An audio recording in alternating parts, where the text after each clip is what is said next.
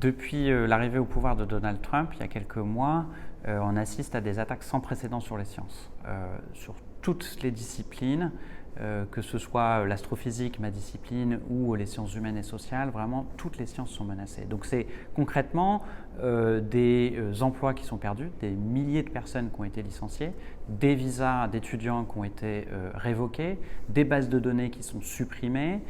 C'est aussi des personnes qui sont mises à la porte comme ça du jour au lendemain. Donc il faut vraiment voir cette dimension humaine aussi qu'il y a derrière. Ce n'est pas juste un chiffre, c'est vraiment des personnes qui perdent toute leur carrière. Et puis une violence aussi avec des arrestations, même dans certains cas, des déportations. Donc c'est vraiment un glissement vers une forme d'autoritarisme extrêmement sévère qu'on a pu observer là, ces dernières semaines aux États-Unis. Face à cette situation, les scientifiques se sont mobilisés un peu partout dans le monde, d'abord aux États-Unis à l'appel du mouvement Stand Up for Science, qui a ensuite été suivi aussi en France. Et donc le 7 mars dernier, il y a eu une très grande mobilisation de la communauté scientifique aux États-Unis et aussi en France. Alors pourquoi en France on s'inquiète aussi, pourquoi on a marché le 7 mars avec nos collègues aux États-Unis, c'est parce que d'abord on veut les soutenir, il y a un soutien inébranlable entre scientifiques et on est très inquiet pour eux, donc on voulait marquer notre soutien.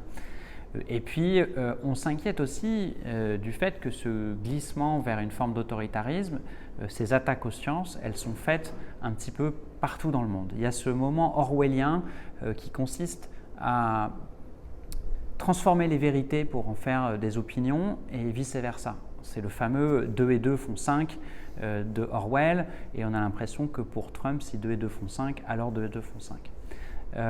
Et donc on s'alarme aussi en France sur le fait que de plus en plus on a des doubles discours et on a un glissement aussi vers quelque chose qui pourrait s'apparenter à un danger pour la science. Aux États-Unis, il y a quelques mois encore, on pouvait faire de la science complètement, normalement de manière libre, la liberté académique était défendue. Aujourd'hui, ça n'est plus le cas. Donc on voit comment en quelques mois, très rapidement, on peut basculer dans quelque chose qui est une forme de fascisme.